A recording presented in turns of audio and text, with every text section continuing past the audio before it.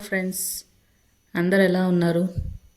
ఈరోజు నేను మీకోసం మరొక ఎగ్జైటింగ్ వీడియోతో వచ్చాను. అదేంటంటే మన పుట్టపర్తి జిల్లాలోని హేమావతి అనే ఊరిలో శివాలయం అన్నమాట. శివాలయం చూసారు కదా, ముందర ఇది గుడి ముందర ఎంత పెద్ద ఓపెన్ స్పేస్ ఉంది. చెట్లు, ఉద్యానవనం అంతా ఉందన్నమాట ఇక్కడ. సో అలా ముందుకెళ్తే మనకు ధ్వజస్తంభం ముందరే మెయిన్ ఎంట్రన్స్ అనమాట. మెయిన్ ఎంట్రన్స్లో మనము గుడి లోపలికి ఎంటర్ కావడానికి ముఖద్వారం అంటారు కదా అది. సో మనం ఇంకా లోపలికి వెళ్తే మన శివయ్య మనిషి రూపంలో ఉన్నాడనమాట. ఇది చాలా అరుదైన గుడి అని చెప్పొచ్చు. ఎందుకంటే శివయ్య మనకు శివలింగంలోనే దర్శనం ఇస్తుంటాడు కదా, కానీ ఈ గుళ్ళో మాత్రం మనిషి రూపంలో దర్శనమిస్తాడు. 5 అడుగుల 8 అంగుళాలు ఉన్నాడనమాట. ఈ గుడిని నొంబుల రాజు అనే అతను స్థాపించాడు. అది స్టోరీలోకి వెళ్తే మనము ఆ రాజుకి పిల్లలు ఉండరనమాట. సో అతను చాలా బాధపడుతూ శివయ్యకు తపస్సు చేస్తే ఒక రోజు కలలో శివయ్య, నాది గుడిని మనిషి రూపంలో స్థాపించండి, అప్పుడు మీకు పిల్లలు పుడతారని చెప్తాడు. అప్పుడు రాజు స్వామి చెప్పినట్టుగానే గుడిని స్థాపిస్తాడు. అప్పుడు అతనికి ఒక ఆడపిల్ల పుడుతుంది. ఆమె పేరు హైమావతి. అది రాను రాను హేమావతిగా పిలవడం జరిగింది. ఇప్పుడు దీన్ని హేమావతి అని అంటారనమాట. హేమావతిలో ఈ గుడి శివుని గుడి చాలా చారిత్రాత్మకమైన పురాతనమైన గుడి అన్నమాట. ఇక్కడ చూసారు కదా, మనకి సైడ్కి చూస్తే కాలభైరవ స్వామి ఉన్నాడు. చేలా కాలభైరవ స్వామి ఇతను. చూసారు కదా లోపల కాలభైరవ స్వామి అంటే మన శివుడే అన్నమాట.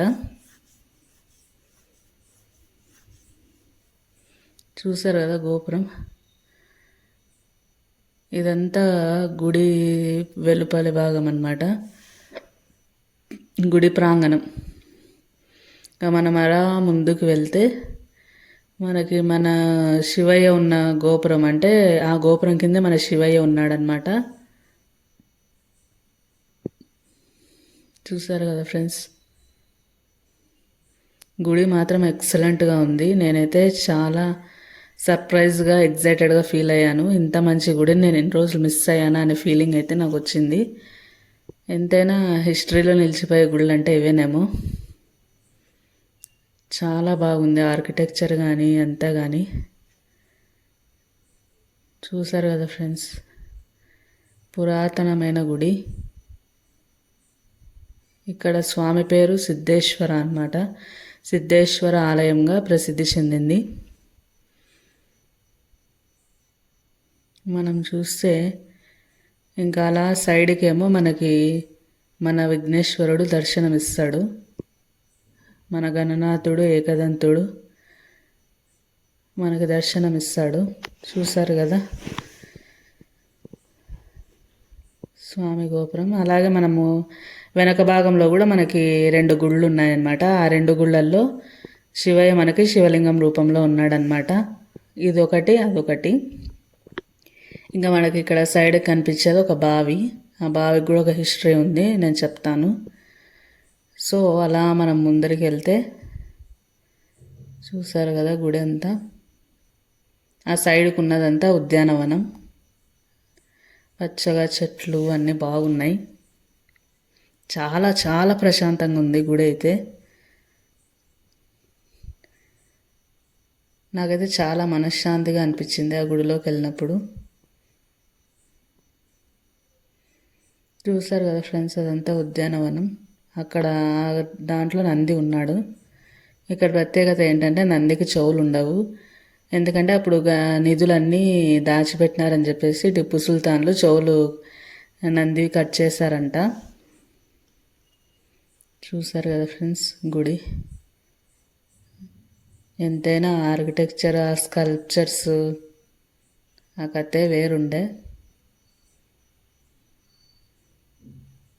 మన సాంప్రదాయము, మన పురాతనమైన గుళ్ళు, ఇవన్నీ గుడిని కూడా బాగా మెయింటైన్ చేస్తున్నారు.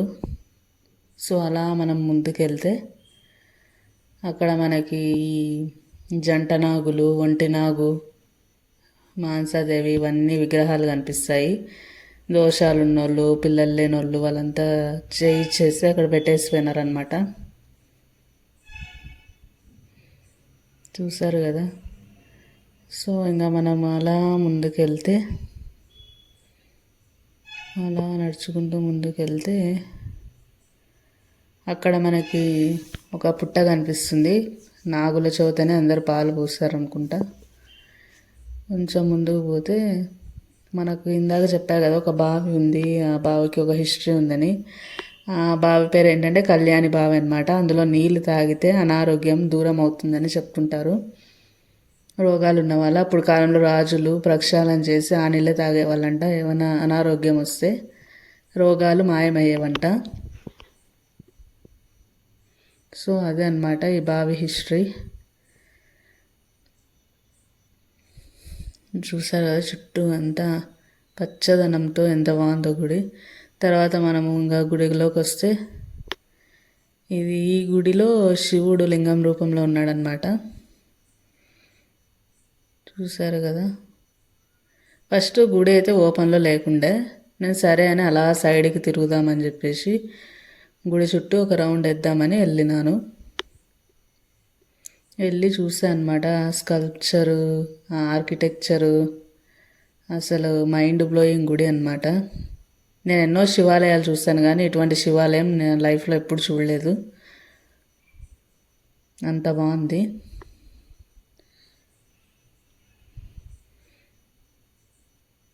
చూసారు కదా ఫ్రెండ్స్.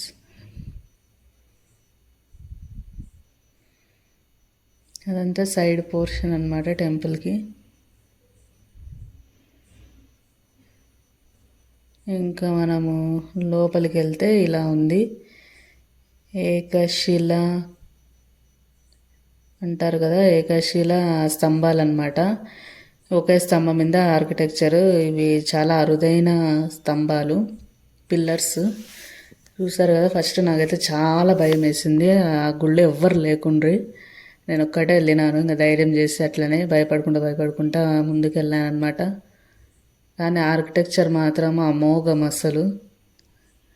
ఆ స్తంభాల మీద ఉన్న చెక్కడం అంతా ఇదిగో చూడండి, మన శివయ్య చాలా పెద్దగా ఉందండి శివలింగము. చాలా పెద్ద శివలింగము. నేనైతే ఎప్పుడు చూడలేదన్నమాట. భయం అయితే వేసింది కానీ ఇంకా లోపలికి వెళ్ళాక కొంచెం భయం తగ్గిందనమాట దేవుని చూసినాక. సో చూసారు కదా ఎంత బాగుందో. ఇంత మంచిగా ఉంటుందని నేనైతే ఎక్స్పెక్ట్ చేయలేదు. అందరు చెప్తూ ఉండ్రి, బట్ నేను లైవ్లో చూసి చాలా థ్రిల్లింగ్గా ఫీల్ అయ్యాను. చూడండి, మన శివయ్యకి పూజ చేస్తాడు పూజారి. ఎంత అందంగా ఉన్నాడో శివయ్య. చూసారు కదా. తర్వాత మనకి చెప్పాను కదా నేను ఇంకొక గుడి ఉందని, ఆ గుడి అనమాట ఇది. ఈ గుడిలో కూడా శివలింగము చాలా పెద్దగా ఉంది. పైన నాగుపాములు ఉన్నాయన్నమాట. ఇది కూడా ఏకశిలా స్తంభమే.